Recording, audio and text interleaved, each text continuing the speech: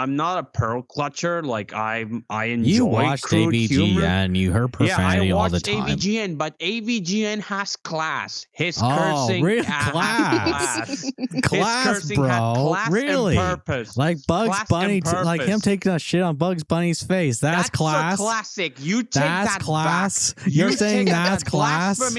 Blasphemy. I You saying excommunicate that's you. class, bro? Oh my gosh.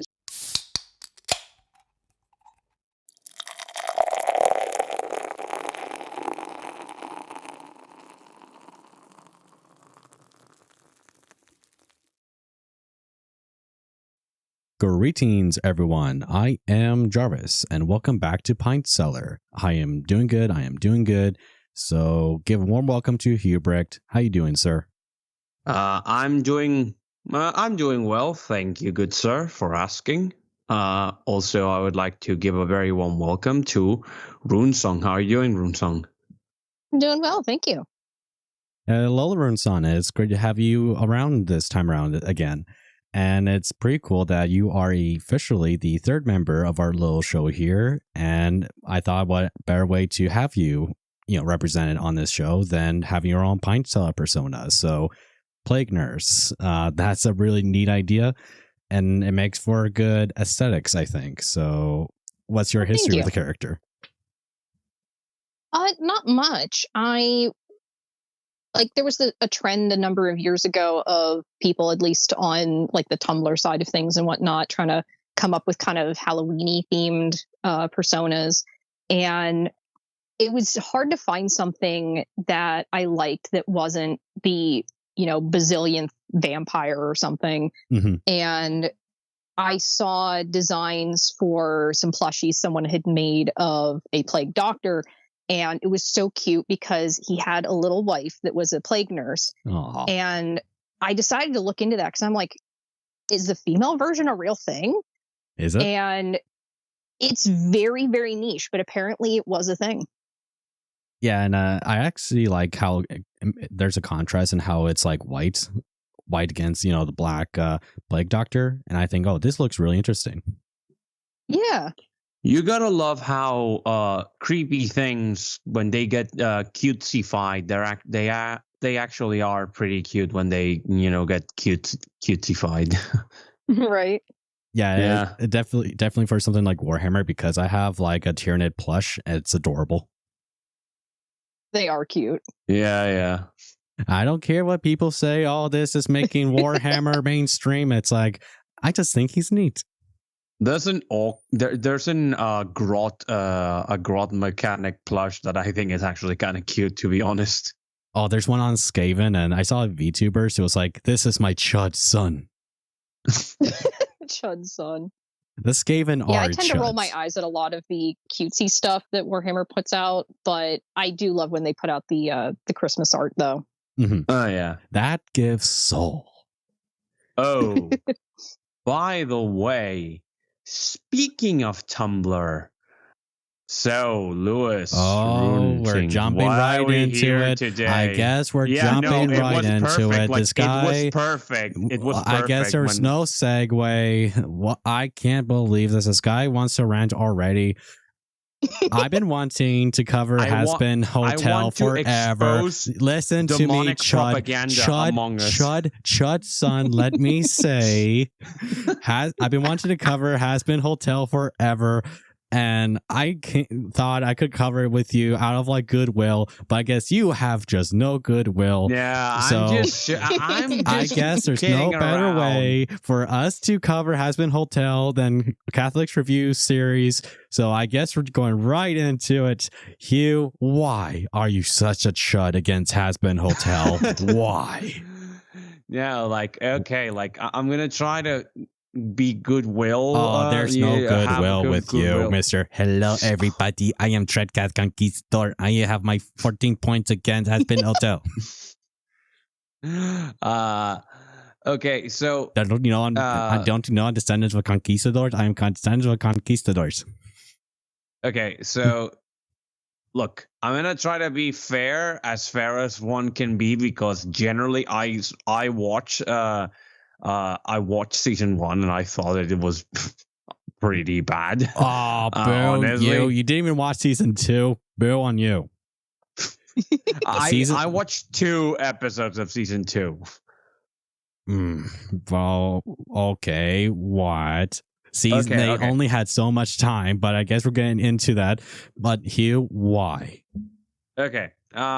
First off, the animation's good for what it is, so I'll give him. I'll give it that. I'll give Vivziepop credit for that. Animation's not. It's not easy. It's not easy, and it must be credited. It also must be credited that she actually managed to get some really good voice actors. Like the voice acting in general, it's okay. They got main man Keith David. Great. Yeah, main man Keith David. I don't know how you got Keith David to the man animate David a Tumblr show. It's not it has evolved like a phoenix rising from an ash of dead. He's not Tumblr. denying it. Yeah, I know, but I don't. I always imagined that the guy that voices Spawn would, Childs from the Thing. He plays Shadow Man from Princess and the Frog. Yeah, like I always thought that, that sort of thing. I did not believe for a second that this was his type of project, but I guess I'm wrong then. The music numbers, they're kind of hit or miss. Some of them are actually catchy, and some others are kind of bad. I don't like the Welcome to Heaven song, I will admit, and I listen to parts of the soundtrack at least once a day. I love musicals. I like musicals, but I just like them. I don't love them. It depends. Really. I would have been a theater kid. I would have been a theater kid in another life. Really? In another life, explains I think. a lot.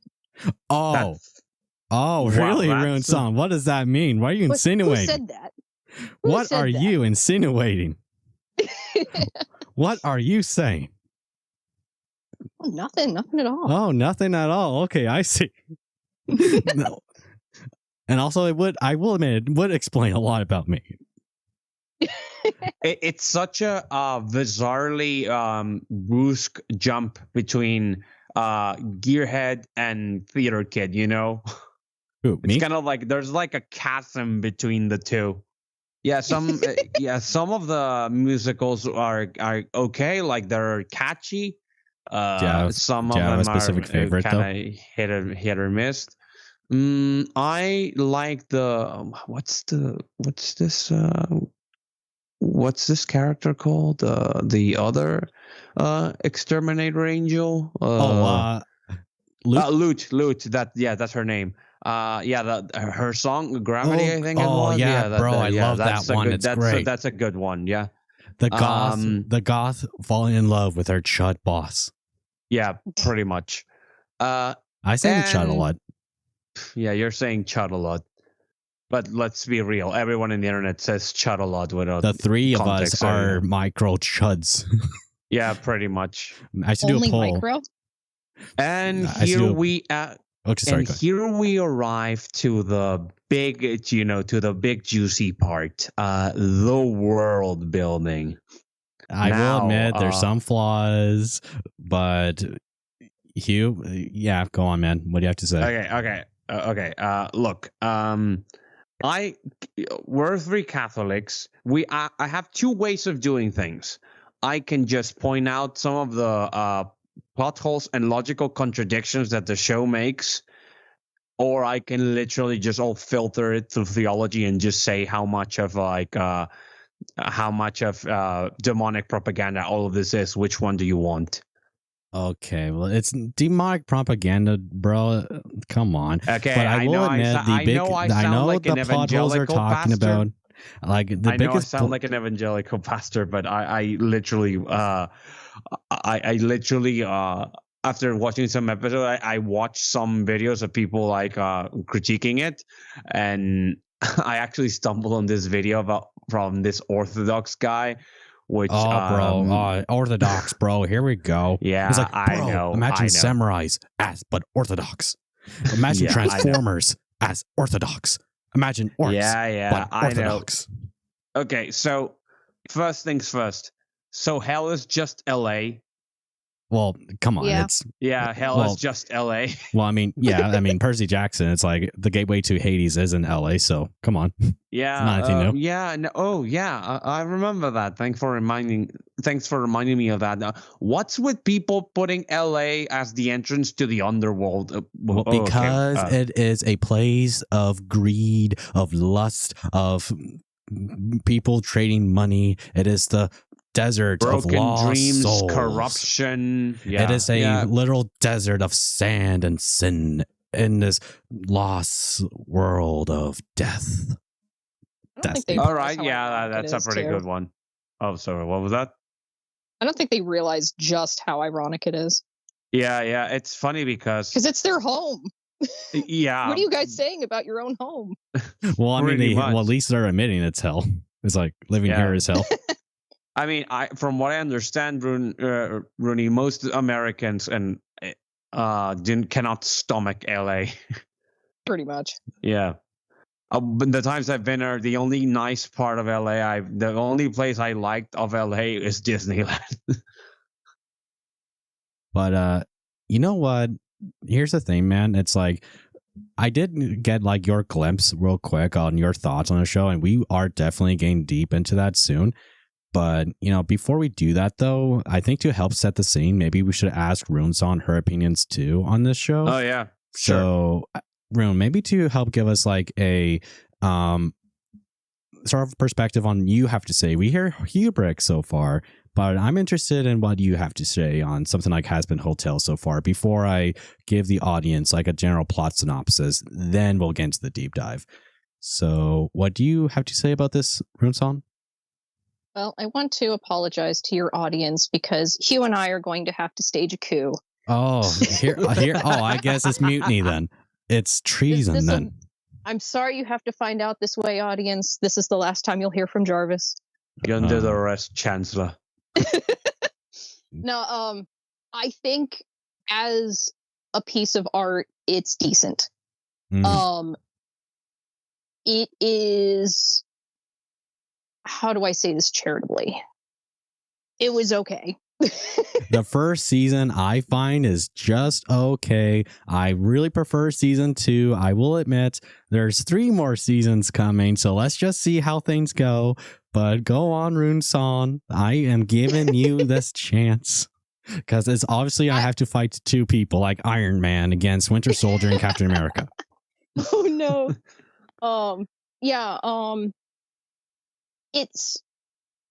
It's painful to watch as a Catholic, but if I sort of shelve that, I feel the same way about it that I do with shows like Supernatural and such, where if I set aside the religion, I can pretty much enjoy the story I'm presented just for the sake of escapism. The same can exist with stories like Spawn, but we'll get more into that, I guess. Right. Yeah, Spawn's another one. Really any story from the perspective of people who either aren't religious or they've had a pretty shaky foundation growing up, I sort of treat as I'm just going to have to suspend my disbelief and see this world for what it is and whether or not it even is entertaining or a good piece of storytelling. It varies depending on the project. I think even Supernatural was a bit more respectful to the Bible than this was, but that's not saying much. So, I mean, Supernatural pretty much turns into Gnostic heresy by the end. Right. I never watched Supernatural, so I wouldn't know, but okay. It's quite the endeavor because they've got so many seasons now. But yeah, I don't know. It's very good in terms of animation, especially after they were picked up by Amazon. So that's great. The voice acting, I think, is hit or miss, depending on the character. And the music is also sort of hit or miss for me, but the production quality of it definitely improved after the pilot. For sure. I'd say as an art form, it's decent. As a storytelling device, it's going through some growing pains. So I'm curious to see if season 3 and onward will work on, improve, and pay off on some stuff that was talked about or teased or whatnot in season 1 and even in season 2. So I'm kind of in wait and see mode. I like it better than Hell of a Boss, though. Like, Hell of a Boss, I do not enjoy at all. Yeah, I'll say Hell of a Boss. It's kind of like the Family Guy of Vivziepop's work. I will just admit it as someone who does watch that show too. But I guess, okay, so I got your perspective, guys. I think the audience gets the idea, like, or, they have the insight of what we're getting into or what they're getting into. I will just say, before I give the plot synopsis, I really do like the show, but maybe that's because I am a sucker for musicals and because there is a bit of me in me that could have been a theater kid, I guess, in alternate world, but I guess that's just like how internet stuff is. But anyways, maybe just for the audience to understand just what the hell we're talking about, how about I give you all a quick plot synopsis, all right? In this alternate world, hell gets overpopulated with sinners, and to help control this overpopulation, heaven sends down an army of angels to control the numbers. However, one day, Charlie, the princess of hell, decides to make an alternative to the genocide by building a rehabilitation. Am I saying that right? Rehabilitation. Thank you. Center called the Hazbin Hotel, for which sinners can find redemption and ascend into heaven. During all this, though, Overlord sinners and Heavenborn seek further war against each other and even Charlie's plans. And during all this, we do follow Charlie and her friends as they try to find ways to find redemption for the people in hell. That's the very condensed plot of what the show is about. So, yeah, I guess we are going into, as Catholics, what are our thoughts on this show? So I guess it should be us talking about, like, because the show does tackle the subject of, the Bible, Christianity, even if it's just a little mild and surface level, I'm going to ask you to. Little mild and surface level? That's an understatement. Yeah, it's barely graze into like the actual deep theology of Christianity and stuff. But you know what, guys? I guess that's what people are here for. So let's get into it, I guess. Oh, all right. Hugh, you've been wanting to say this forever, huh? Go on. Right. So, hell is filled with gay people. What do they mean by this? Well, hold on. I think there's also gay people in heaven, but what sense does that make? But yeah, then again, but you know what I mean. There's art where so it's not her, Sarah Seraphim. They put her in like lesbian colors for Pride Month. And I imagine Lute being the chutz. He's like, angels can't be lesbians. And it's like Charlie says, "Are you sure about that?" So he goes, "I know that. I've been wanting to do that kind of post on Twitter forever. But I didn't do it. But I imagine Lou to be the kind of person to say something like that. To be like, angels can't be lesbians. Yeah, fair enough. But what irks me the most about the show, while trying to contain my own disdain for it, it's that what causes me the most disdain for it is that the show thinks it's smarter than it actually is. Like the show thinks it's making some huge commentary on religion, morality, really sin, and redemption, and it's not really not doing it; it's really retarded. Like, it's like kinder. Yeah, I don't care if that's a no word. It's like kindergarten level theology. It really is. I will admit, it really is. They have a song when they try to counter that if hell is forever, heaven must be a lie. And I'm like, no, for heaven to be heaven, hell needs to be forever. If it wasn't, it wouldn't be hell.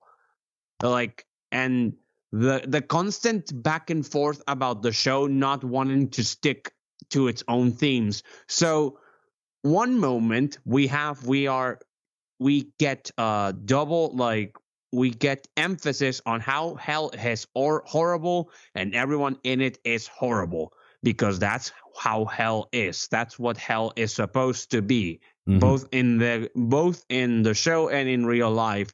Then we will get the most self-indulgent and cheap ass attempt at emotional manipulation by then adding little children in hell that are just innocent people that are about to be killed by the angels. I'm sorry, but if there's little girls and little boys in hell, then those little boys and girls must be serial killers or something, because then they wouldn't be there. You know what I mean? So, like, the concept of, oh, everyone in hell is horrible, but oh no, there's innocent people in hell. Which one is you it? Can't be innocent when you're in hell. You cannot be innocent in hell. That's literal. That's the literal definition of being in hell. It's not just because bad people go to hell. It's also people who refuses Christ's redemption or his offer of redemption. And I'm just saying, it's like, you can be the most saintly man but not a Christian alive. But if you have like this knowledge and knowing that Christ is the, redeemer of the world, and you still say no out of like pride and stuff, it's like, well, he's not going to say, wow, okay, but you can come to heaven anyways. Oh, but God is so mean for doing that. No, that's your own choices.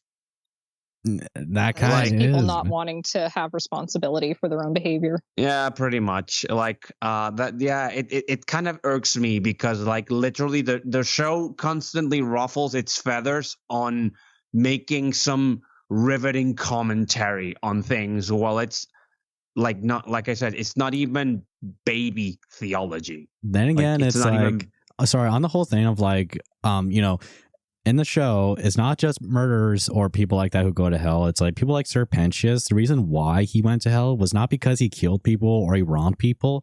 Is because he saw like what would be Jack the Ripper killing someone, and he said nothing, and he carried that to his deathbed. So it's like he cowards.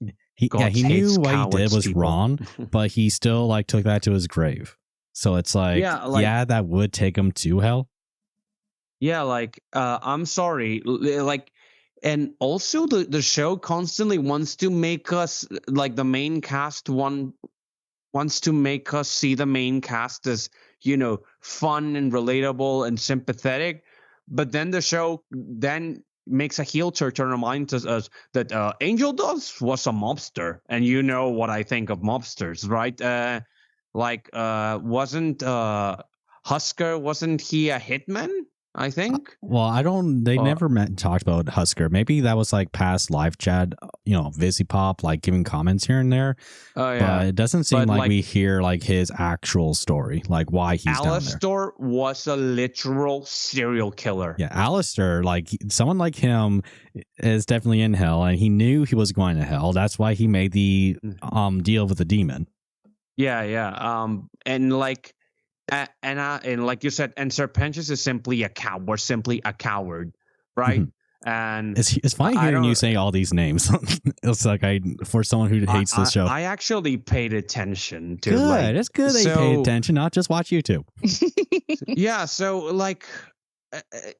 here I am, like wondering, like, so what are you trying to tell me, show? Like these people deserve redemption or not? And I'm not even going to point out that the idea that, Charlie can get people already in hell into heaven is technically blasphemy, because that's only something Jesus did in the harrowing. So that's kind of blasphemy. But okay. But yeah, like the show doesn't know what, he cannot stick to a theme. Are people in hell misunderstood people that deserve a second chance? No, they don't. They're in hell. Second chances are for life, for life in the living world. Or are they horrible people? And like, well, this would work. I think what it's saying is that, hold on, man. I just think that, yes, the people in there are horrible. And Charlie knows these are horrible people. Like, her dad doesn't like these people either. That's why he isolates himself from the rest of the populace, because it's, basically a prison. That's basically what it is in the afterlife world. So it's like Charlie doesn't like that people die each year, and people seem contempt that, yeah, we're in hell. I guess that's just our life now. Like, he wants to make an alternative for people to choose. Like, there's another way we can change things. And it's like, but why? I'm in hell. Yeah, and I will admit, there are saints that say or have said that even when someone has died, Jesus will still try to help someone before they descend into hell. Like, he will give that chance to help like the most wretched sinner, in their words. And the person might still say no because either out of pride or shame. So it's like, if they can't even accept Jesus' offer when they have died, it's like, what makes you think they'll say yes when they're in hell? Yeah, like I don't know. I don't know. What do you think on all this, Rooney? Yeah, because me and Hugh are just going honestly, back and forth, but I don't think we've because heard like your thoughts. it's like what it frustrates me in the sense that, you know, like what it frustrates me the most is that it's the sheer arrogance of it. Like the show really thinks, shows and the makers of the show really think that they're making some riveting commentary. They're not. Like, if there is a show that kind of give a commentary on like Christianity, is like moral oral, but it's not. It's less on Christianity and more like Americanized Christianity culture, specifically like a certain sect of Protestantism, where it's like they're kind of like stuck in like a certain era, and also where they don't exactly believe in the Bible, or they're not exactly Christian. They're Christian in culture, but it doesn't seem like they're really Christian, if you see what I'm trying to say. Right. They like the good vibes that you get from Christianity, but they don't want to do the legwork. Mm-hmm. I don't think that the creator intended for it to be anything more than just a for fun musical. Yeah. I think, yeah, like the more I've watched it and learned about behind the scenes stuff, I think that at best it's just like, I don't think that there's any intentional sinister intent behind it. I think that at worst it's she wanted to do an edgy musical and the world building and morals came later. Yeah. And unfortunately, like a lot of modern musicals in general today, it feels like they came up with the songs first and didn't think about the plot until much later. And it works sometimes. Like Singing in the Rain is a good example of a musical that was built from pre-existing songs, but not everyone can do that. I think you need a really clever writer to take existing or already in progress songs and make a plot around it. But I think it works for some episodes and doesn't work for others. So I don't think they've thought too much about the theology of it. At least not until later Q&As. I think now she might be having to think about it more, now that people are asking her about the world building. I think too much of it has been established now for her to like really fix things, but I think she can straighten out wrinkles, but I think some things are just set in stone now and probably can't be fixed going forward. Yeah, it's like she did admit that this is her Bible fan fiction. Like, she admits that in a commentary of episode 1. Right. It's like, I can understand that, and I kind of is unfortunate that yes, there is like people asking these deep questions, because like you said, it seems like she made the musical first and the story later, and well, you kind of need the story to carry the weight of it still. Right.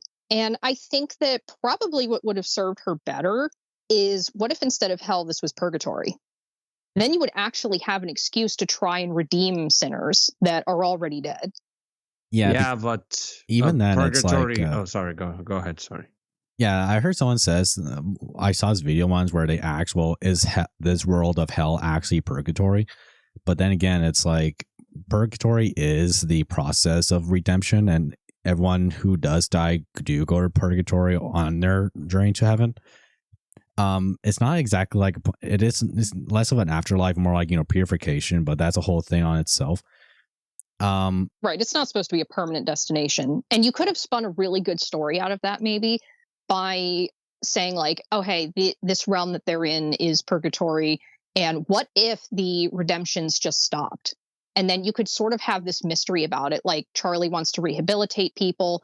Maybe part of her job in the hierarchy is that she's in charge of doing the redemptions. And maybe just culturally within purgatory there, it kind of crawled to a halt, and nobody cares. Heaven's doing these purges, and it's like, why? What happened? Why are you purging instead of redeeming? And it could be her trying to rehabilitate souls while also trying to figure out, why did the redemptions stop, and why have they resorted to purges? So obviously it's too late for that now. It's pretty clearly supposed to just be hell, but like, I don't even think you need to necessarily be religious as the creator to explore that idea, because you sort of defeat the purpose of hell if people can just sort of leave whenever. Then again, it's not like they did leave forever or whenever they could, because it did take Serpentius to redeem himself with his, fight against Adam and all, going beyond his cowardice nature and all. Like, in that way, the hotel worked and making him change for the better. But then again, it's not like someone can just say, you know what, I'm sorry. Then they get straight into heaven. It's not like this is the end. That movie Seth Rogen. Right. And I actually do like Serpentius's arc. And I think maybe using purgatory would have helped explain things like, how does this poor guy whose only crime apparently is that he didn't report a murder? It's not like he committed it. So how come he's in hell for seemingly the same amount of time and for the same amount of punishment as people who are like straight up a community of cannibals or sadistic murderers and worse crimes I don't want to mention on air. Some of the... Then again, hell is an equal... Everyone in hell is equal. Runesong, you want to know why? Because God hates cowards. Does he? I'm actually going to stand my ground here. Like, Pensius deserves to be in hell for being a coward. Like, I don't care. Like, but it's not so bad as being a cannibal. Yeah, but a small act of cowardice can, unleash an enormous amount of evil, as the whole thing with Pensius demonstrated. So, like, how many horrible things happened because no one spoke out against it because they were too scared of doing it? Like, honestly, I'm gonna deviate a bit from the show just to acknowledge something. Lewis, the movie Obsession. Yeah, the movie Obsession literally happens only, or everything that happens only because one thing and one thing only. The protagonist of the movie, Bear, is a coward. After watching the movie, I realized why cowardice throughout most of human history was the greatest shame a man could have, and why cowards were often hanged or shot at. So, yeah, like, no, being a coward serves you right being in hell for being a coward. I'm just gonna say that. Sorry. We could have a whole discussion on Bear and like why he made that wish another time, I guess. But yeah, anyway. I just wanted to illustrate as an example. Right. I can understand that. Yeah, I'll only say in regards to Pensius that I think in terms of just the, I don't want to say fairness, but just all things being equal, it feels like if you've got this guy who he definitely deserves punishment. I think more in line with like purgatory punishment, because and he even admits that his not doing that resulted in more murders. So even though he didn't directly commit them, he may as well have. So it definitely was deserving of like great punishment. But unlike a lot of the other characters, at least until later, he actually shows remorse for it. So I think he, at least within the world building of the show, he is the most deserving at the time of the redemption program. So out of everyone, I think he has the best arc, kind of the best conclusion. I know his story's still ongoing, but yeah, it's just strange. And I feel like shifting it from being hell to purgatory would have probably solved a lot of world building issues. But I have a feeling that Viv probably didn't know enough about it to like, and it's not edgy enough. Even though like, purgatory is pretty bad. But yeah, like that was what I'm going to say. It doesn't have the same amount of gravitas or the same visual, range of visual opportunities setting a story in purgatory than setting a story in hell. Unless, of course, you're using Dante's Purgatory, which is very visually distinctive, but no one actually uses it in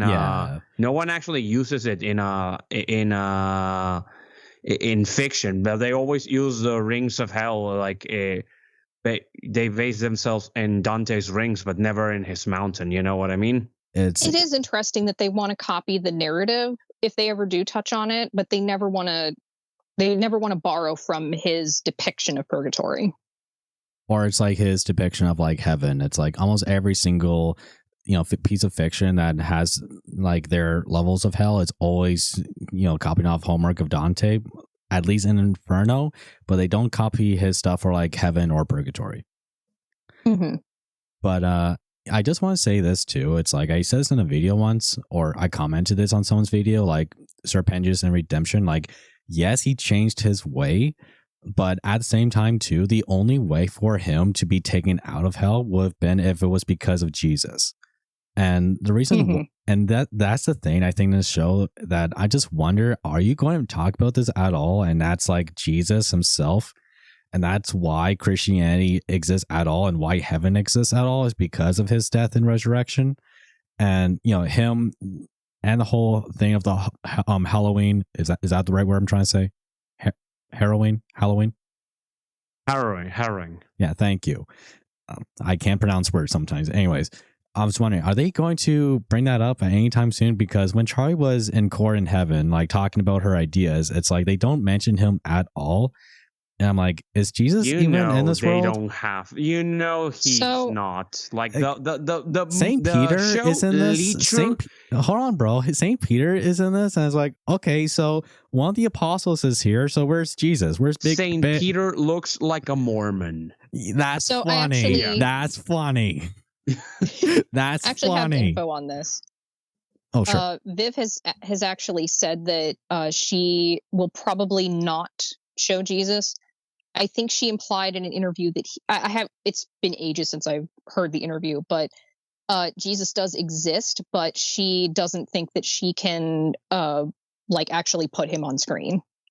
Right, because he did say that God exists in this world, but he's too big of a character to really, give the best representation in a show like hers. Take that as you will, I guess. But I guess the closest we're ever going to get to like a God figure is the Speaker of God that we saw in season 2, which you could have used her as like Virgin Mary as representation. I'm just saying. I'd rather not have Jesus, Virgin Mary, or God in such a vulgar show if I can help it, but Saint Peter is fine. He barely speaks. He's a very Mormon guy. To call him Saint Peter is to give him too much credit. Come on. You could call him Joseph Smith. Yeah, you could call him Joseph Smith. Yeah, like you could. Hi. You could. Welcome to heaven. You're just not allowed to drink coffee. Yeah, but like it. Sorry, I lost my train of thought. People are interrupting me. Okay. I'm telling them this is going out and record it. Get the hell out of here. So like to me, it's like not a question of whether Vivziepop's intention is or not. To me, that's all of kind of empty air because it's very clearly she doesn't know what to do with heaven either. Because apparently, first of all, the show literally starts with the bullshit Jewish fairy tale of Adam and Lilith. No, that's not biblical. It's never been biblical. Shut up about it. So please, it's God, fan stop fiction. Everyone knows that's biblical fan fiction. We use biblical fan fiction all the time. Here's us. We talk about doing our own sayings featuring Lilith. We know that's bullshit, but we do it anyways because it gives good lore. Yeah, but here's the thing. When we use it, we normally acknowledge the fact that it's bullshit and we try to implement it as an angle in the story. You know, like I always had this idea of Lilith being one of the fallen that was kind of obsessed with Adam, and she got like jealous that she wasn't made to be his wife and Eve was created. So she was never Adam's wife. She was the reject that never actually had a chance, a foot in the door. You know what I mean? Right. Like sort of like the attitude that Greek goddesses get when they are spurned by potential lovers or things like that. But yeah, like that whole angle about people in heaven not knowing how people actually get to heaven. Yeah, that's the most stupid shit imaginable. That's something I raised an eyebrow at. I will admit. Sorry, but I got in trouble with that. It's like, does Jesus not exist here? It's like when Adam gave his bullshit answer of, Adam, what do people get into heaven for? And he made a bullshit list of don't steal, don't kill, stick it to the man. And I was like, oh, are we not going to bring up like 10 Commandments or Jesus? Oh, okay. Because I thought that'd be a good opportunity to have some teeth into the show, maybe some edge on. As someone who is a Christian, it's like this will be a good opportunity to have some edge into the show. But it's like, oh, okay, we're not going there. All right. I guess we're keeping it above the belt. All right. Yeah, that was strange. Yeah, it was really weird. Like, that's why I say that it's clearly Vivziepop has no idea what she's doing in regards to anything, but mostly heaven, because, Jesus does exist, but the angels themselves do not know how how people get into heaven. But if Jesus exists, then it's very clear that the way of getting into heaven is the way that exists in real life. Oh, but the angels do not know about that. What? Yeah, it's like, I'm sorry, but it's like if we're going to tackle, if something like Christianity is in any kind of setting, you kind of need to at least have a surface level talk about it. Like, even as shallow as it might be, we talked about this before, Dante's Inferno at least gives a shot at that. Yeah, right. Like the game at least, the video game at least, of Dante's Inferno. It's like, I was about to say not the poem, the video game. Even the video game is probably made by atheists, but they at least gave the surface level talk about like sinning and turning against God, which is what Dante and his Knights Templar did. They're probably not even Knights Templar. They're like Crusaders, but I hate that angle. Not all Crusaders are Knights Templars. Just understand that. I know. Yeah, I know. It seems to be a thing in fiction that tries to adapt heaven lately. Because like I've mentioned Supernatural, even Good Omens does it, and a couple of other stories where, for whatever reason, it's like become a trope now to portray angels as being like disorganized and incompetent, and they don't, like, God is just gone or doesn't care, and they apparently have little to no instruction on how to actually run things, and then they turn into little tyrants in that void. And I don't know why they keep doing that. I mean, Diablo 3 Imperius, he's kind of like that. He's the most I don't want to say tyrannical, but he is like the most vicious of the angels, because he is kind of like the angel of valor, if you know who I'm talking about. Yeah, I know who you're talking about. I think the reason that happens is because either they don't have a correct conception of God, of what God is and how he is, because either the developers of whatever project it is are atheist, or just culturally Christians but not steeped in the actual faith, or simply they think, well, there can't be any drama if there's literally an omnipotent being running the show on the background. There can't be any drama. But my answer to that is, Lord of the Rings has drama and it has God as in the background, and he is God properly. Does He's Iluvatar even do anything omnipotent. in Lord of the Rings, bro? Besides Yeah, being he in the does. Silmarillion? Yes, he Silmarillion? does. Yes, he does. Okay. He is the one that destroys the ring in reality. I think just in a secular way as well, you've got too many edgelords who are using heaven as a surrogate for just authority figures in general. Yeah. And the funniest part about this is of the trope of what if angels bad, demons good, and I'm they did like baffled not at do the that circular in the show. Yeah, I know, but it's related to it, right? It's kind of like circular reasoning. Why? Because there's already a word for bad angels. It's demon. Well, then So, again, Right. it's not yeah, it's not like Lute is a demon. She's a vicious angel, but that doesn't. But then again, it's like her whole job is to exterminate, sinners in hell. So I'm just saying that's not necessarily evil of her to do. It's her job as an angel. Yeah. It's like being mad. It's like being mad at Michael for slaying demons, or being mad at Saint Joseph for being the terror of demons.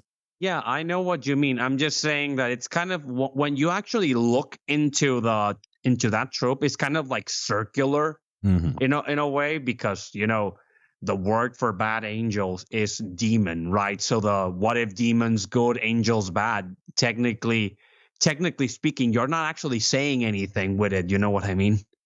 Well, and I have to wonder if Viv has any sort of plan for this, but it makes me wonder why, for example, Adam isn't just straight up a demon. Well, yeah, it Like, makes me why is question. he still in hell? Well, then again, it's not like he heaven, is. I mean. Well, then again, it's like he did die, and it's like he probably in this alternate world. I imagine maybe he just never ate from the tree of knowledge, but that changes everything if that's the route they took. Right. Then again, it's like Abel is around in the show, so it's like, well, Eve had to exist in this. I love Abel, by the way. He's a that good poor boy. guy. He's a good boy. Yeah. What's your thoughts on Abel? He's voiced by Fallout Boy. Yeah, that was funny. Right. Yeah, that I forgot about that. Really, I don't have really that much thought into it, like into him really. Like the character, character that I was most. Oh, sorry, what was that? Oh, I just thought of something. I was just about to say that I think they pushed too hard on Abel being a coward, but there's another kind of double standard there. If Serpentius is in hell for being a coward, then how is Abel allowed to even have a position of authority at all in heaven for being an utter coward himself?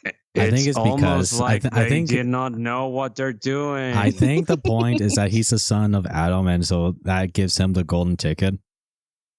Yeah, some Maybe, nepotism going on. But then again, it's like I can kind of see the wrinkles there. Yeah, like if we're using that logic, then by that logic, Cain should be in heaven too. Because if we go by the theory that Adam did not eat the fruit of the tree of knowledge, then how is there even people in hell to begin? Oh fuck! This is clearly not thought out. You know what? Then again, I can't assume. You can't assume. I can't assume what happened. Maybe we'll get more, but anyways, I guess. But here's us talk about all these characters and stuff. How about the big girl herself, Charlie, right? Daughter of Saint Lucifer, daughter of Lilith, the princess of hell, the Disney princess of this world. I think she's world of ADHD by season 2. Yeah, actually, Charlie to me was the least interesting character in the show. Yeah, because she is somehow she's somehow a demon. She's somehow the spawn of the big bad himself. And I know that Lucifer in this thing is a goofball more than the Prince of Darkness, the Desolate One, the Man of Lawlessness, the Father of Lies. Okay, and all the epithets that go with him. He's a goofball in the show, but like somehow she is the daughter of the head honcho of the damned, and somehow she was brought up in such a bad environment, and somehow she's this happy-go-lucky Disney princess archetype. And okay, sure, we established, they clearly We didn't don't thought know a out. thing of her childhood, though, man. So it's like maybe she was Okay. isolated from the rest of All the right. people. Okay, fair enough. But honestly, I found her to be the least kind of like interesting character. Like, I found myself more entertained by Husker and Alastor and, Angel Dust than her, honestly, because she's kind of like, to me, was just kind of like the Main characters tend to not nice. be so interesting, I find, even in their own shows. I think that's just a general curse. It depends on the show, I find, but I found that Charlie's like kindness and chipper attitude like was kind of just generic for me. Like, she's like the good girl that we're supposed to cheer for, but her goodness is not explored in any capacity. So it's kind of like so far by season 2. So far, yeah, okay, so far, but I don't know. I'm not holding my breath that they're gonna make some riveting character study or something.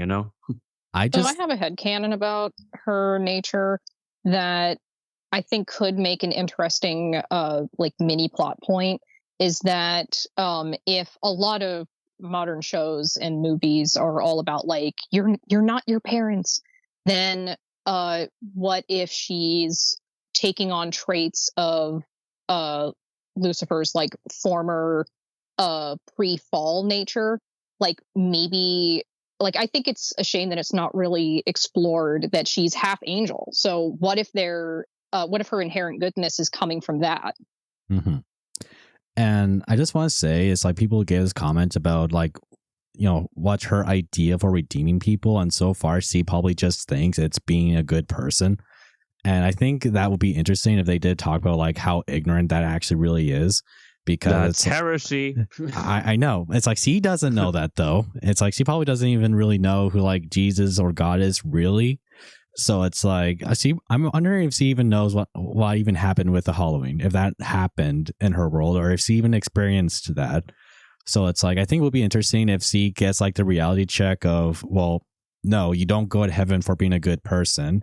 If they did go that route, I think, and she gets like disappointed in that, I think that's will be a kind of reality truth to people saying that, no, you don't go to heaven for being a good person. So it's I think that would be the good reality check for someone like her. It's like, not because he's doing it out of like evilness or anything like that, but he's doing it out of like one part ignorance. And from what we've seen in season 2, he's like, yes, he is ignorant and childish on how things work. Yeah. Like, I get where you're going. I get like what you're trying to say, honestly. Like I said, it's not like I'm really expecting some riveting character commentary like on the future seasons. Honestly, something that miffed me about like how the show starts, especially the Lilith bullshit, it's also Lucifer was cast out of heaven for being too creative. And I'm like, oh, fuck off, show. But hold on, he still gave that apple to Eve, so it's like, that's why heaven cast him out. It's like, you did this still, bro, you gotta be punished. Yeah, I know, but the show frames it as him giving them free will, which makes no sense, because to have to disobey in the first place, you need to have free will to begin with. But it's not like he forced Eve to eat an apple. He didn't. He just says, "Oh, you won't die if you eat it." They still chose. Eve and Adam still fell so easily. Yeah. But that's the kind of tragedy behind it. Still, it's like of how easy they still fell. Yeah, I know, but yeah, the Orthodox guy saying that this is demonic propaganda used in order to it washes Satan's image is suddenly making more sense when I look at it that way. But okay, fine. But yeah, I don't know what even else to say. Honestly, it's a okay show, I suppose. That's very crude humor, and like, I'm not I'm not a pearl clutcher. Like I enjoy You watched crude humor. AVGN, you heard profanity yeah, I all the watched time. AVGN, but AVGN has class. His Oh, cursing really? has Class. Class, cursing had bro. class Really? and purpose. Like Bugs Class Bunny, and like him purpose. taking a shit on Bugs Bunny's face. That's class. A classic. You take That's that class. back. You're You saying take that's that. class? Blasphemy. I You say excommunicate that's you. class, bro? Oh my gosh. Sorry, Runesong, we were saying all this. But I was like, bro, you're saying that's class? Yeah, that's Oh, classic. okay, That's done I with see. taste. Really now? Okay. It's the finishing move in an epic battle. Bro, you're hating yourself, but okay. Yeah, I know. But, I'm just sitting here with popcorn. okay. Watching it's like I hate when they fight. Fight. I It's mean, like, I hate fighting. It's like watching two dads get divorced in the apocalypse. But you know, Rune, what are your thoughts on Charlie though? Like, I'm interested in that. Oh wait, I think you already did. But so for Charlie, real quick, I think she's been a bit sidelined. I still think she's interesting, but I think she's been utterly sidelined. I was more fascinated by her in the pilot, and the interest has sort of faded, but I think that's because, and I understand that the other cast members are much more popular. I think Viv is more interested in telling the other characters' perspectives. Charlie, unfortunately, I think is just a vehicle. Yeah. So I think she has potential. I just don't think it's being realized. And maybe that'll change in future seasons, especially with the mystery of her trying to get back in contact with her mom and why they're even separated to begin with. So fingers crossed on that, I guess. It could be that C is kind of doing this because he wants to envision her mom's like idea of resisting against tyranny of heaven. Just saying, with the whole extermination thing going on, but it's like she probably has this like ignorant view of how her mom actually was. Yeah, like maybe she was literally trying to have this like uprising against heaven, like probably like what Vox was doing. It could be, yeah. Or for Vaggie, she's okay. I am fascinated at the idea of there being a turncoat angel, but as a character, I feel like she's also been sidelined. I really don't have much of an interest in her outside of the reveal of her nature. And unfortunately, Charlie and her do have one of those scenes that annoys me where, and this is just a modern trope that I'm tired of in general, is shows in a couple of movies these days, they don't seem to be able to decide what interpersonal dramas are worth drawing out and which ones aren't. And I think her hiding her nature from Charlie is a pretty big deal. And it doesn't make sense to just have a song and then suddenly you forgive each other in 2 minutes. It also leaves a question. So sorry, go on. Oh, and just, I think it would have been more interesting if it turned out Charlie knew the whole time, because then you could have extended it to other characters. Like, not only did Vaggie not tell anyone else, but understandably so, for her own survival.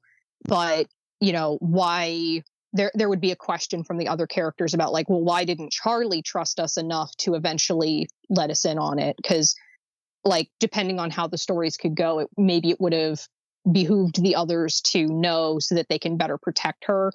You could have an argument where maybe Charlie and her didn't know if they could trust them enough yet. Classic debates that could be thoughtfully presented, but sort of like we were talking about before, I think because the show prioritizes being a musical first, that's just not something that Vivzie and the other writers think about. Yeah, and also because he lied about, like, he didn't tell her about how she was an angel. It's like, because almost everyone in heaven know about Lilith, that she is in heaven with them, and because Lute knows, like, she's the one of the exorcist angels. So it's like, does that mean Vaggie knows? And does she know that Charlie's mom is in heaven, and she probably knows why she kind of ditched her for all these years? So it's like, what else have you lied about her then? Yeah, I'm curious about the timing there, because that is a good question going into future seasons. But, I want to challenge on this, right? So if Charlie does have this like ignorant or she is childish viewing that everyone can be redeemed, well, it's like, I will end on this. I think to really put that into challenge, maybe someone like Vox or Valentino would try the hotel, and it kind of gives her like the challenge of, I hate these people, but am I really going to try to help them out? And will other people in the hotel be compliant with them, especially like people like Valentino? Would they really accept the fact that they want to change? Or it's like, no, I don't forgive you, so I don't see how it's fair that you get to go to heaven. Mm-hmm. I think that could be really interesting with a character like Vox. I'm really hoping it ends up being someone like Alistair. I would be uncomfortable with them trying to do it with Valentino or anyone like him, considering the things that he's guilty of. Which I think would make the drama, where it's like, all right, Yeah, let's say he has a sincere need to change, because like there are saints who have done like horrid things, but they have repented and changed, like people in the Bible. So it's like almost like repeating that here with a character like him. So it's like, if something like that is available to him, would other people be okay with that? They wouldn't be okay with it. Yeah. But it's almost going to be between like him and heaven and Jesus and stuff. Yeah, depending on the character and the crimes, you'd have to be very careful how you go about trying to redeem that character, because it could come off really insensitive. Exactly. And I mean, sorry, I just wanted to say, I finish on this. I mean, that just goes back to what we said at the beginning. Like, the show doesn't really know like what it wants to portray, because like, so. And it clearly shows already the holes in the whole redeeming people already in hell scheme. So like a mobster and a serial killer, those are okay to redeem, but the pimp is not. Right? Where's the limit? Who gets to be redeemed and who's not? Like, that's why the redemption. Yeah, like that's why, like in the Christian sense, redemption is available to everyone, because the one offering it is the omnipotent, omniscient one, like the one who knows all, understands all, made all, and can do all, right? So everyone can be redeemed if they want to, right? So like, but the show is clearly wants you to hate certain characters and like other characters, right? So it kind of shoots itself in the foot with its own premise, because like if a character like Valentino, who is a pimp, wants to redeem himself, a pimp and worse, wants to go to a hotel to redeem himself.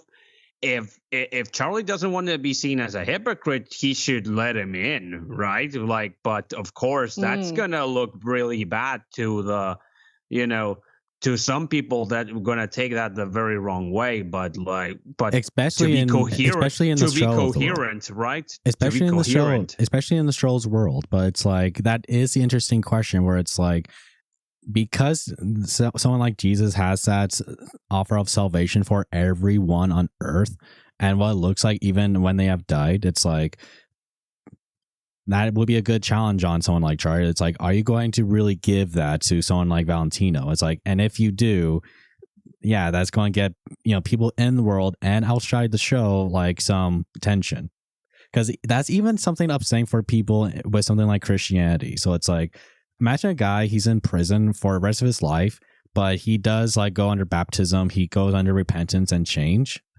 and then he dies in jail and he goes to heaven. And it's like, well, hold on, why is that fair? I don't want him going to heaven. He should be in hell no matter what. So it's like, do you want people not going to hell or not?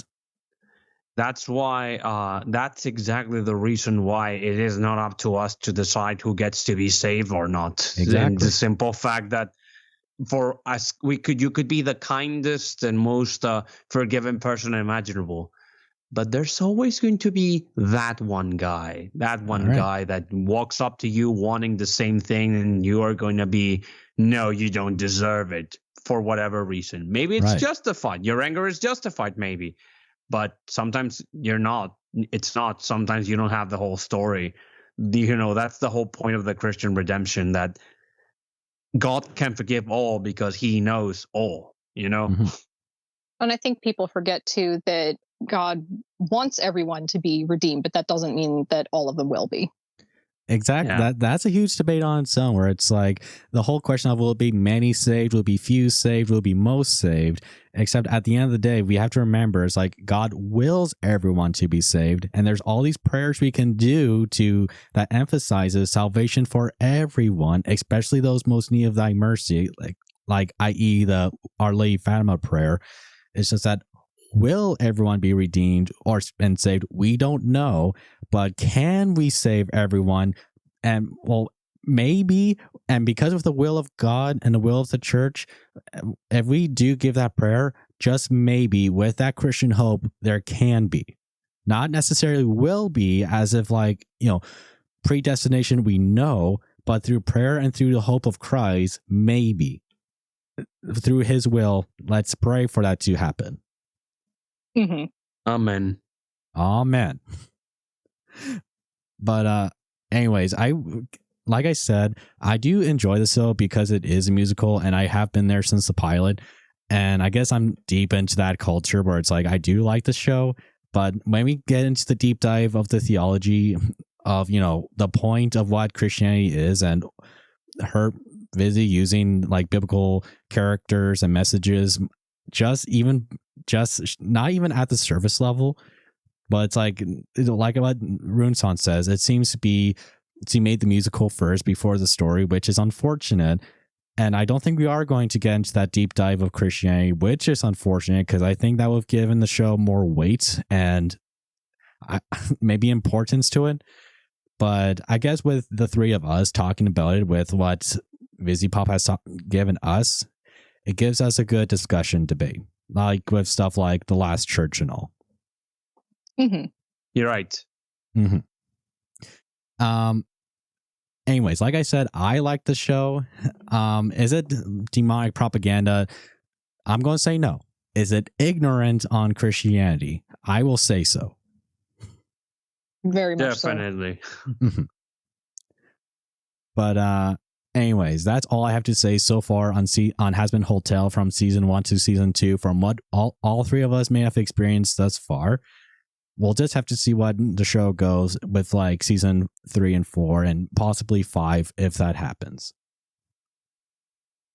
Mm-hmm. Yeah, fair enough. But some of the videos saying it was demonic propaganda were really amusing. So I think Shuan Heads. I think cost it. Hold on, bro. It's like I think Shuan Head's husband did a video on this show too, and he was like, "This show is actually Christian." What the? Okay. I have to watch that video. Too much internet for today. I have to actually watch that video, but it's like, I don't know, bro. It's like, I think that's as reaching as K-pop Demon Hunters, but just saying. If you really reach into something, maybe. But that goes for everything.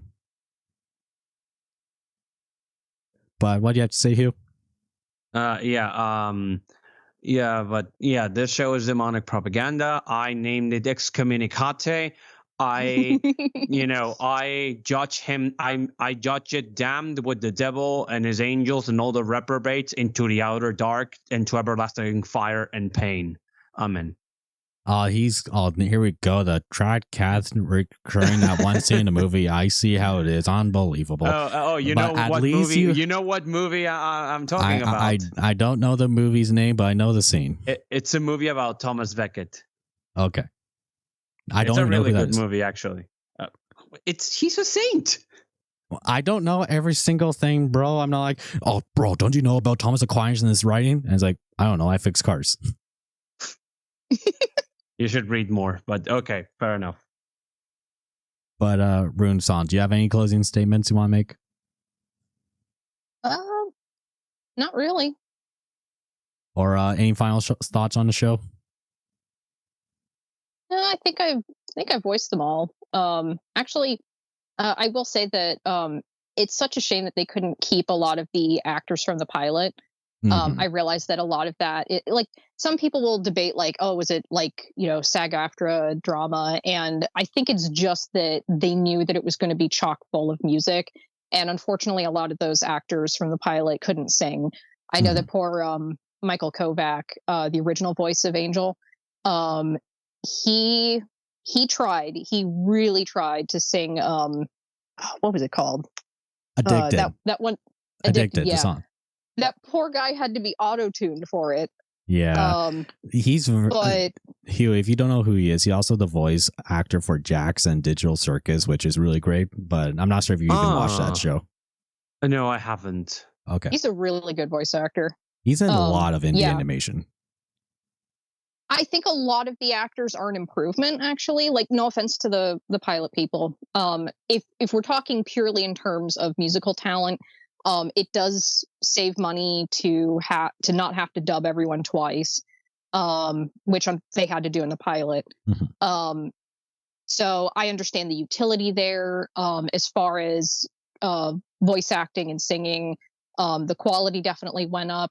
I'd say the only person that I actually really, really regret not having is the original voice of Alistair. I'm so glad that they found someone who sounded almost exactly like him but could sing. I didn't realize that it was a different voice actor at all. Especially the same with Angel does. It's like it seems like the voice actor for him was straight out of like acting school or something like that. And it's like, that's an impressive career for you, bud. Right. And the original Alistair, I think I liked his speaking voice a lot better because it was a little like, I don't want to call him older, but he sounded more authentically vintage, if that makes sense. And also, I don't know what happened, but a lot of the radio effects went away after the show was picked up by Amazon. And I think that's a shame. Maybe it was because one of the complaints in the pilot was that his voice was a bit too much like the filter, but they just eased the throttle just a bit, I think, which I kind of prefer, main series Alistair, but because I think I can understand him more than the pilot. But that's then again, that's just me. But I also like the kind of banter between him and Lucifer because Lucifer rage baits him so easily. It's like there's a scene where it's like they're rage baiting each other, and at the end, Alistair was like, fuck you, because he couldn't say anything back.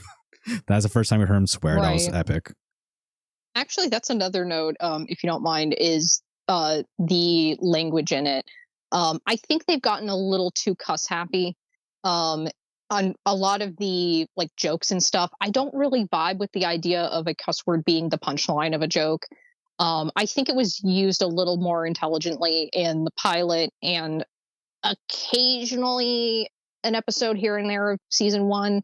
I appreciated that a lot of the old-timey demons didn't cuss at all or very little because they wouldn't have been in the right time period for it. They have more class. Even though, they've got more class. Swearing is for the less intelligent.